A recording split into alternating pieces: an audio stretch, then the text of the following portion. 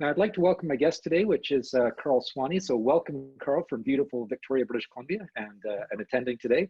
Well, thank you for having me. It is And beautiful outside, right? yeah, exactly. And your new office there, I mean, you've got this fantastic view of Victoria Harbor, watching people kayaking by, social distancing on the water. And I do want to say, Karl, very good job on the quarantine do there as well, by the way. You're looking pretty Thank damn you. tidy. Did that Yeah. myself. Yeah, well done, well done. So, Karl, you and I have known each other for quite some time, and you are the founder and the CEO of Echosec. And before that, it all started out as Clover Point Technologies, and your background was working in GIS. Maybe tell us a little bit about the foundation of Echosec and what actually ended up happening there. How did this all come together for you? I have always loved maps, and I made the most amazing maps at Clover Point. We made these big, beautiful 3D maps for the places like universities, and they could see what it was going to look like in 5 years, in 10 years, in 20 years, and they could kind of get people behind what the vision was from the planning departments. But it turned out that the planning departments would build these awesome amphitheaters and really cool things, but no students would ever go there. And so essentially what it boiled down to is they really wanted to know where the students went. And we were like, okay, well, how are we going to do that? And I was, I'd been on Twitter from the beginning. And we were like, okay, well, why don't we just map some of the Twitter posts? None of the personal information, nothing like that. Just tell me where the students are hanging out. And it turned out the students were hanging out on the grassy knoll by the swimming pool, at the University of British Columbia, for instance. And they were like, okay, well, if we're going to put up signposts, why don't we put up posts there? Why don't we do that? And it just made sense. And we didn't really think about it after that for probably 6 months, a year. And we would just play around going over areas. And, we had this really cool map that showed where all the tweets were from. And then one day I went over my local military base and I went, oh, I wasn't expecting people to bring so much information and post it online. So people were, for instance, taking pictures of schematics rather than carrying the big roll of paper with them. And they were putting it up on Twitter and places without even thinking about it. And it was back in the day, so it was really, really early on, and there was no way to tell. But we would have, infrastructure diagrams for entire, assets around the world, didn't matter if it was an oil and gas location or a military location or anything. It was just, we happen to have all of this information. Since then, it's sort of shifted and they've become quite a bit more cognizant of the information that's going online. But early on, I was like, oh, and then I met you and you were like, hey. Well, this is what's kind of interesting, isn't it? That up until 2015, I mean, by default, Twitter would include location information in individual people's posts. And your tool, Echosec, still used today, a fantastic ability to be able to geofence around a specific area and then see people's public postings as well. I mean, one of the things that I always muse over is, again, people not thinking, or that one time they made a mistake and they've got location services turned on. You never know what you're going to find. Yeah. Even finding a target address, for example, and putting a ring fence around it, and occasionally you may see a tweet that pops out of there, and then you do a little bit of background on that particular Twitter account, and you find out that's the person that you're basically looking for. So if you can try and isolate where they're going to be, put a ring fence around it, maybe, just maybe you're going to get lucky and see something popping up. One of the other things with Echosec is it's not just Twitter, although that is the majority of the posts that we now see, but VK a lot as well. And I find it very interesting when you start looking and keeping in mind that there's a lot of deception that could be occurring. There could be false location data on there as well.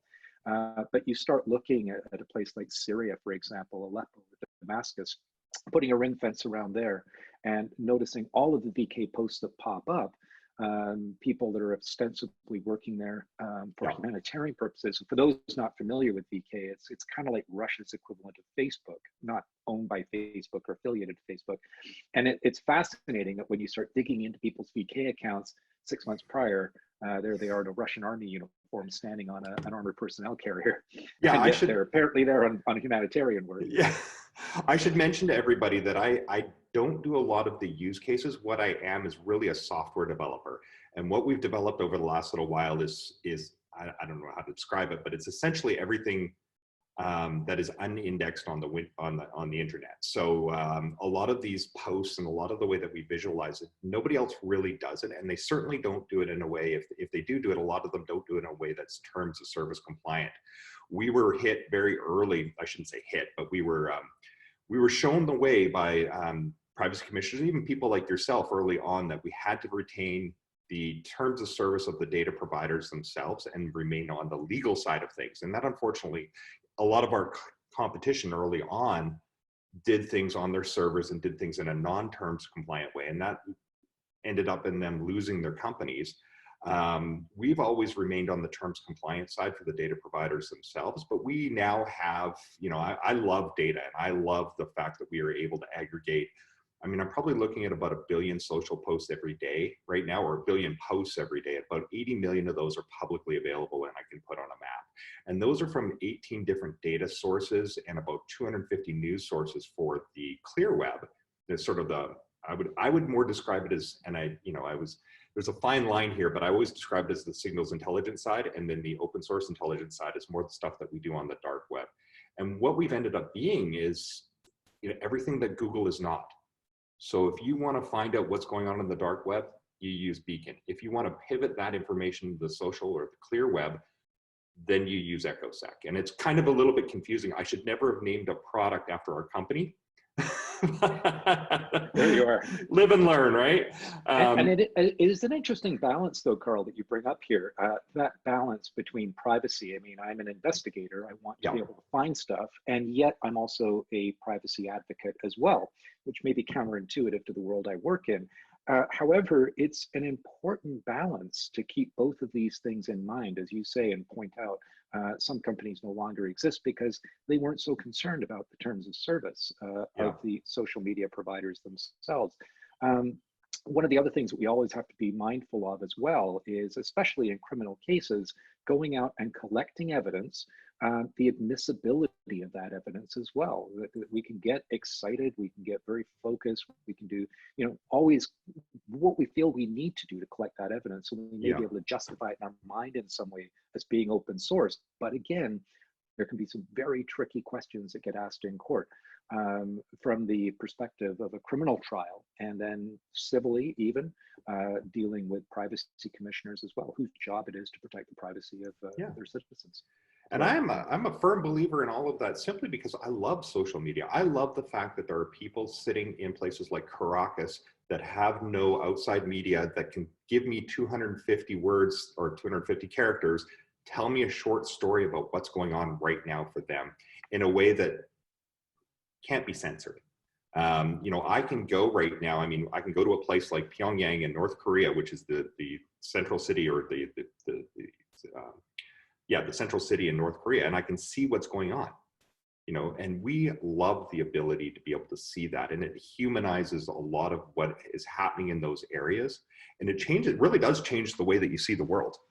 Mm-hmm. You know? Absolutely. And important as well is that this is one tool in the toolbox. It's important to apply critical thinking skills. You know, we're seeing a lot of disinformation being propagated now, and we have to be very mindful of that as well. But balancing all of this out, I mean, using these kinds of tools with appropriate critical thinking skills, both proactively and reactive, it's a very powerful combination. Karl, we're here to talk today about the dark web and specifically threat intelligence on the dark web. And I mean, we've seen this massive proliferation of ransomware recently, and the dark web is enjoying a popularity really that it never really has before. And to be clear, when we talk about the dark web, it's often confused with the deep web. They're two different things. The deep web we would define as proprietary sources of information, databases, for example. The dark web are websites that you access through rendezvous points using Tor for anonymity software primarily. So the site is fully functional, but we can't really trace it to where it is. So there's a high degree of anonymity there. I mean, when we take a look at the reasons for popularity, I mean, cryptocurrency, for example, we have a lot of flow through of cryptocurrency, the growth of anonymizing networks as well. ransom payouts to criminals, I mean, these are growing at a remarkable rate. And we're even seeing black hat organizations now recruiting other hackers and taking part in this as a sort of a virtual army, if you will. And some of them are very effective. I mean, a Korean web hosting firm a couple of years ago paid out over $1 million US in ransom just to be able to get their services back again. As attack surfaces increase, threat intelligence has never been more important, and yet finding stuff on the dark web is significantly challenging. It's not like the ClearNet where we have Google to kind of index stuff for us, even though it's still a minority. So tell us a little bit about the solution that you guys have been working on for quite some time now, and how you do what you do, and then what this tool can actually do. Yeah, I mean, what we saw really a couple of years ago was, how do I say this? We used to be able to watch terrorists in the middle of a desert having a conversation over, over a social media platform, one of the 20 that we might monitor at any given time. Those slowly started to go away, largely because they knew they were being listened to, they knew what was going on, and they started shifting more towards the dark web for all the reasons that you just mentioned. I mean, it was anonymity, it was very easy for them to start up conversations and hold forums and all that kind of stuff.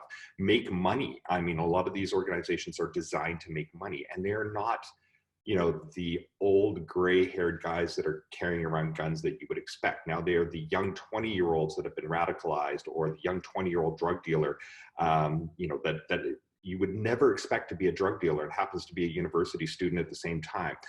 They never look the way that you expect them to look nowadays when they actually get caught. But what we realized a little while ago was that a lot of the conversations that we were listening to early on had now shifted into this other space. And of course, we had all of the technology to be able to go into that space, to be able to aggregate all that information, to be able to hold it all in one central repository, normalize it, and then visualize it for our end user by using AI and NLP, all that kind of stuff to bring the more relevant information up to the top. So we ended up with, I think, the best tool for being able to grab information from one area and pivot it into the other areas that we actually have interest in. So for instance, we've broken our search engine into marketplaces, forums, and then personally identifiable information, because I think a lot of companies right now don't realize, and a lot of organizations as a whole don't realize, that your total attack surface on any given day is not just who's, for instance, who has the ability to log into your servers. It is all of their other credentials. It is the fact that they've been hacked, not just on your servers, but they've been hacked through LinkedIn. Chances are they've got not one place of vulnerabilities, but they've got 10. And they're not really grokking the fact that their attack surface is so much bigger than they think, and the number of vectors that they have to kill is so much larger. And there is a way to sort of blacklist those and all the rest of it, but that's a long and lengthy discussion, more than a half an hour's worth. But we certainly have come up with the tools, and we certainly have been working on ways to bring that information forward. And a really good example of that is, I was in the UK a little while ago, and we brought Beacon up, and they'd never really seen or heard of the dark web or deep web or anything along those lines. And we happened just to type into in their name of their organization, and we came up with marketplaces that were selling complete clones of their website, complete Photoshop files of all their documentation, and we had about 80,000 personally identifiable information breaches on their domain extension. And that showed the username, their email address, and their complete password. And some of those passwords were literally so simple that you could brute force your way in if you just used that particular institution's name. You would be able to get into at least 15 accounts. And this is a really important point. And by the way, for those of you that are joining us today, if you do have questions, please use the Q&A feature, ask your questions, and then what we will do is we will get around to answering all of those for you. So when you're going out and using a tool like Beacon to search, you're finding names, you're finding email addresses, you're finding passwords. And this actually ties into a question that Ogden just asked a little while ago here about the possibility of de-anonymizing darknet users. Well, to my way of thinking, this just comes down to a basic human trait that we're all creatures of habit, ourselves and the people that we're investigating as well. And this is where we see this interesting merging of behavioral science and technology. Can we exploit the fact that the people that we may be investigating or trying to de-anonymize are creatures of habit, and they may be doing the same thing over and over and over again? They may be using certain handles, pseudonyms within the dark web, where they're very concerned about maintaining anonymity, and then using those same pseudonyms within the clear net in a way that they're not so concerned. They feel safe and they're not so concerned about being circumspect and maintaining their anonymity. When you find this information, and you've shown me before, we've taken a look at it, I've played around with the tool, I'm kind of shocked when you run an email address for domain, the amount of things you find. What would be your sense of the victims? We'll call them victims, people that have been breached in this way, and organizations that have been breached. What would be your sense of how many are aware that this kind of information is actually out there? I think, what ends up happening is a lot of them are aware of the individual instance of that event happening, like the LinkedIn hack. We all knew about the LinkedIn hack. Did we all take the time to go change our passwords right away? Some did, some still are running with the same passwords. Were they aware that that information was used in, was also sold to Apollo or sold to any of these other sites or organizations that were hoping to leverage that information and get more users? And then they were breached. So they might have been breached in one spot, but they've also probably been breached in 15 others. And if you've ever used Have I Been Pwned, it gives you kind of an example of how deep that can go and how quickly this can happen without even your knowledge. And we just happen to have a much bigger, more powerful product that leverages all of that information as well. So maybe take us into that right now and show us what it actually looks like. For sure. Play around a little bit here. And one of the challenges of dealing with the dark web is we often say that when investigating the dark web, it requires a significant degree of tenacity. It's not structured in any way. And think of it, it's almost like going into a place where the streets have no names. Like, let's say a slum in Mexico City, for example, the streets have no names. They don't actually officially exist. And now we've got to try and find stuff in there. So you could be asking questions to highly unreliable sources. I mean, you've really got to be tenacious and dig and think in very, very different ways to be able to be successful here. I'll take you through a bit of a process right now, just for the sake of doing it, just because we've been talking about the Echosec product and sort of the evolution. But if I go and I've been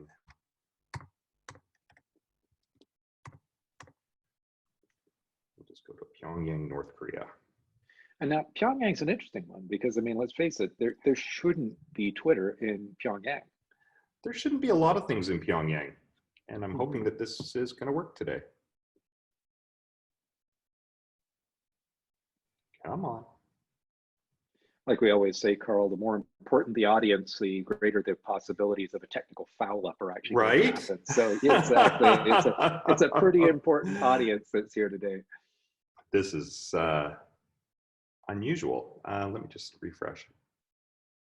Like when Elon Musk and the Cybertruck, he accidentally smashed the window after trying to talk about how tough it was. Every time. Bill Gates that gets a blue screen of death while he was still CEO of Microsoft. Try this one more time, and if it doesn't work, that's okay. But essentially what I'm going to come up with is thousands and thousands of posts. And this can happen anywhere in the world. And I should warn people, these are live social media posts, so you will see things that you don't expect to see. And God, people on social media are weird, and they post things that you wouldn't expect. But I can go right down to Kim Jong-un's, palace. I can see what's going on there. This is the scope of the data that we currently have in these situations. So we are seeing right now what is being posted in what I would consider the clear web, but it's very hard to get to and very hard to visualize. So what we've done here is we've aggregated, you know, the 80 million available posts on a daily basis, normalize them, and then being able to visualize them. I can go into these individuals, and like you were saying, in a lot of cases, they're using iconography, they're using emojis, they're using avatars that are also used in the dark web. And they're using ways of communicating and usernames and so on that are also in the dark web. So once we go into a place like this, and I'll just click on BK just for an example, you know, and there's tons of different versions, but a lot of these guys are actually just Russian tourists going into North Korea. But if it happened to be a drug dealer and they happen to be, you know, carrying on a conversation, then we start to pivot into something like Beacon, which is all about the dark web. And I will sort of change use cases a little bit and use something like CIC.com. This will now search all of the marketplaces, discussion boards, and breach data for anything related to CIBC.com. And I'm sorry if there's anybody from CIBC on the line, but you know, I could use anybody as an example. Honestly, it doesn't make a difference. It's shocking the amount of data that we'll end up coming up with. And you start to see things like, this is right away, I see a carding forum right up at the top. So it doesn't matter who you are. If you don't know about carding and you're in this particular conversation, you should probably learn about it right away. So a lot of Russian information from carding. You can go into carding forums. Now, you talked about the deep and dark web. We have an internal time coming up with names that differentiate these things clearly, but we do divide things into sort of dark web results and deep web results. Deep web results are more the conversations that are being had in things like Rattle. For no particular reason, we just have divided it up this way, and we'll probably continue to work on the product and continue to work on the names. But a lot of the conversations that we're seeing right now, people have been kicked off of forums like Reddit and are now moving into things like Rattle. So if I want to run a shoplifting forum, I can't do that in Reddit anymore. And honestly, you can't even make this stuff up. There are shoplifting forums that used to exist in Reddit that now exist in Rattle. They will tell you how to shoplift within a particular location. If I wanted to learn how to shoplift at Costco, I go on there and it'll tell me that essentially you can shoplift on Costco and they won't do anything about it. If you do that at a Target location, they will take you to the nth degree, and it is the worst idea you can possibly ever imagine, because those guys are hardcore about finding and, you know, nailing people that are robbing from them. But it's very interesting. This is an important point here, Karl, because this is not just about high tech, about ransomware. I mean, loss prevention officers working right at the very front line in these sorts of retail outlets. This is probably information that they need to know to be able to do their jobs properly. You started the whole conversation off on the right foot in understanding the total surface, the attack surface. And this is what this tool does so well. We even have things like emails, names, authors, right down to crypto wallets sometimes. If we happen to get those in the results, we'll come back with that. Documents, huge amount of documents. Any social posts that might actually have any reference to CIBC.com within the dark web would come up here. And there are social types within social networks, I guess you would call it, within the dark web. Breaches, this is where things start to get interesting. And I have to be very careful right now because I won't go too far into this, but this will list off a person's name with their password. You know, these are obfuscated passwords. They're not the actual passwords because I've had to be very careful in what I'm loading up here. But we have 20,000 data breaches right now from these people with their usernames and passwords. Now, if you take this information, if you take this person's username, this person's email and run it through something like Multigo, or you continue just to work within our product, it will show you the network that they currently are, the attack surface that they currently have. And all of those as an organization, all of those breaches are actually vectors into your systems. So if David Toddington sent me a LinkedIn message, I would think it was David Toddington. Even if it didn't come from davidtoddington.com or from toddington.com, I would honestly think, hey, it's David. Of course I'm going to answer that, without thinking that any of his other accounts might have been breached. And there are so many of them that are out there. I mean, if we go through this, you know, you can sort of get an idea. Evite was a big one. Fun office pools. BK had a breach. Everyday recipes. You know, it's so easy once you start digging into these things to realize that your attack surface is so much bigger than what you thought it was. It's also very easy once you see this information to go, hey, okay, I'm going to just blacklist anything from David coming from happyworkplace.com. And this is an interesting point. So if I'm hearing you correctly now, what we're doing here in terms of taking a look and finding a recipe website, for example, is the understanding correct that people are using their work email addresses to access that recipe site? Is that what is happening there? Yeah.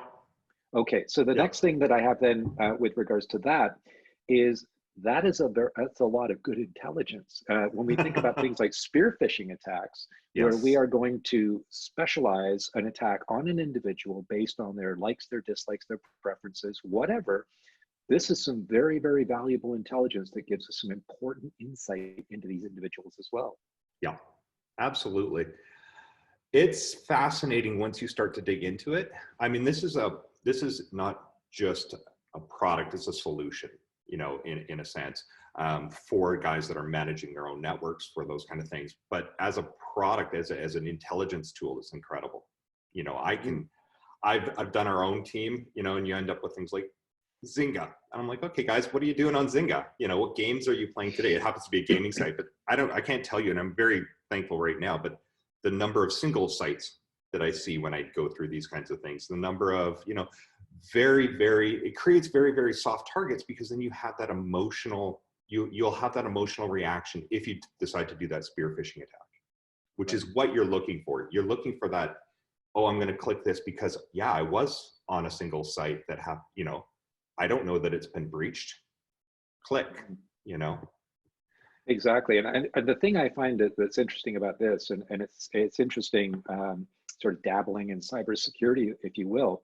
You can talk until you're blue in the face and tell people what they should and should not do, but very often it's just words, and it doesn't mean a whole lot. But when you demonstrate things like this to people and they actually see their email address, their company's domain popping up, putting a geofence around some of their work sites, and they're seeing what's popping up, that has a bit of an impact, because it's no longer just words and this theoretical thing that you can't see, can't touch, don't really understand. So whatever, this makes it very, very real. Yeah, it makes it real for me when I see things from our end users that they've supplied to us. So for instance, we've stopped things like human smuggling rings, drug rings, all kinds of fraud, you know, and as a software developer, you don't conceive necessarily of those use cases. And when you see them come back to you that way, it's so motivating and so empowering, and you know that you're doing good in the world. Right. We're running out of time, Karl, so we're going to be wrapping this up pretty quickly here. One thing I will mention is, if you are interested in this sort of thing, we're going to be offering a one-day training course on May the 29th, and that's going to be starting at 0700 Pacific time. For those in North America, that would be working out to 3 o'clock in the afternoon, so it'd be an evening shift if you're in the UK. We're also going to be running the same course specific to the Australian market on June the 2nd, and that's going to be starting in Sydney, Australia at 9 o'clock in the morning as well. And what we're going to be doing is taking you through a full day of this and actually giving you the opportunity to play around with the Beacon as a tool, and to actually explore and experiment. And that would be an account that would be active for about a week after the course is over as well. So getting a really good understanding of what Tor is, how it works, what are some of the vulnerabilities, and even incorporating a little bit of that critical thinking into the mix as well, in addition to behavioral science and how it all sort of ties together. This is really interesting. If there's any questions, if anyone has any questions right now and you want to quickly ask those questions as we sort of close things up here, please feel free now. Karl, this is a project that no doubt is constantly evolving and changing.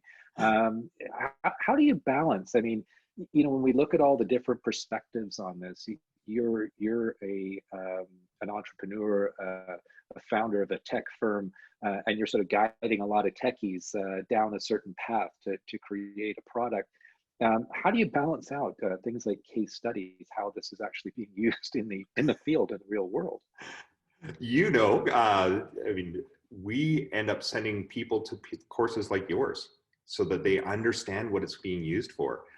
We are so into the data and how it relates to each other and the correlations that we can draw upon. You know, whether it's from my background, whether it's a point, a line, a polygon is how I see the world.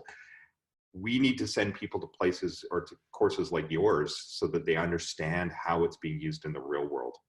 And, you know, a lot of it just comes from users, and a lot of the product development really has stemmed from, you know, feedback from people like yourself. So anybody that wants to give me any direct feedback, love that kind of stuff. And client driven. And you have a very broad client base as well. They've got to be giving you a lot of very good information as well. Well, we were very fortunate to have global clients really early on. So the restrictions, the opportunity for us to work within, to be compliant with laws, to be compliant with terms, to be compliant with all of that stuff, to be different than everybody else came very, very early. And I think part of that is just because we started off as a Canadian company. We now have offices in the UK, we now have offices in the US, but that fundamental start as being a Canadian company, and it seems like people really trust Canadians. So we do have that global breadth that a lot of other companies don't have. Has really fueled our ability to work with some of the biggest players in the world. And so when they ask for something, you know it's for a real cause. You know that this has actually got a real end use, and it's not just somebody making something up for their local store. This is a store that now has 2,000 locations, or an organization that's looking over 1 billion locations. You know, it's an amazing opportunity. It's an amazing company. I just sometimes sit back and watch what these guys are doing. Yes. And you don't have a helicopter in the lobby anymore, I understand. No. For a while there, you actually had a helicopter sitting in the lobby that I understand was used in the movie, I think it was Ocean's 13 as well, which is pretty cool. A couple of questions that have come in here, Karl. Someone that wants to see the deck for Echosec Series A round. So. Well, they certainly can connect with me directly on that. Our Series A, you know, we were out looking for a Series A when we first started this whole, you know, when we, I should say, we started looking into a Series A around December. And then of course, COVID really kicked in. And we have seen such demand. It's been very hard to keep up with all of that stuff. Right, exactly. Yeah. So if someone asking about the offering of the one-day course, if you just come to our website, go into toddington.com, in the live training, there's a live training button that you simply click on there, and that will take you to the information about the course and give you the opportunity to sign up well. So it's going to be completely virtual, and it's going to be remote. There'll be a number of instructors. It'll be very much hands-on and interactive as well. So again, that's May the 29th in North America, starting at 7 o'clock in the morning Pacific time, 10 o'clock in the morning Toronto time, June the 2nd in Sydney, 9 o'clock in the morning in Sydney, Australia as well. With regards to one more question here, does Beacon allow for alerting of pre-filtered terms as they show up real time on the dark web? So monitoring capability. Currently, no, but within a few weeks, yes. Yeah, a lot of the functionality that we have within the Echosec main system is currently being, I mean, it really is a lot of the same code base, so it's being ported into the Beacon product. The Beacon product itself hasn't been out for very long. Really, it's been about 6 months since we made it publicly available. So we're still moving a lot of the functionality from one into the other. And as well, we're kind of getting to the point where increasing the ability to pivot between both of them, because it's incredibly important. And I recommend all of the participants right now get on with your course so that they can play around with it a little bit, because the ability to pivot between the two of them is so powerful. And I really didn't have an opportunity to do anything but really scratch the surface in a half an hour. You'll get into a lot more depth on that, I'm sure. But I mean, we've watched things around the world, and we've actually gone from, okay, this is happening in this location, and the conversations on the dark web by this, terrorist cell or whatever it happens to be, are at this location. And with our tool being able to aggregate all the information and again, normalize it, it makes the ability to go back and forth between them just an amazing experience. And that's what's really important here is Yeah. this holistic approach, that there's no one avenue that is going to provide you with all the answers that you need. You've really, truly got to think laterally, creatively, as well as logically as well. And this is where we get into, again, the importance of that critical thinking and bringing all the pieces of the puzzle together. No one path is going to necessarily lead to a solution. You absolutely need to know what to ask for, and that's what your team has the ability to. We wouldn't have thought of things like emojis as being a way to query, a method of query, but it absolutely is for law enforcement. There's just certain things that you guys know that we as software developers need to hear. Right, exactly. And you guys are always open to hearing the feedback from your customers. Well, thank you very much, Karl. This has actually gone very, very quickly, as I suspected it would. So thanks for taking time out of your busy day, your empty office with so many of your staff working at home, and it's always a pleasure to talk. And Karl just likes to tease me. He sort of sticks his webcam out the window, and I get to see kayakers going by. And also, congrats on your Instagram feed as well. If you're interested in photography, Karl's quite the gifted photographer, and definitely worth checking in on as well. As I say, next week our guest is going to be Kathy McDonald, the author of this book right here, Cybercrime: Awareness, Prevention, and Response. And Kathy is going to be talking about crime prevention in this era of COVID-19. In 2 weeks' time, we've got Julie Tillotson, who's going to be dropping in. Julie is a crime analyst, an expert witness in the Supreme Court of Manitoba. And Julie is going to be talking about collection of evidence sourced online and how to preserve and present that in court so that it stands up to the various tests that are going to be expected of it in criminal court. Time and time again, we find that we collect evidence. We may not do it. We do it with the best of intentions, but maybe not quite the right way, or we don't present it properly.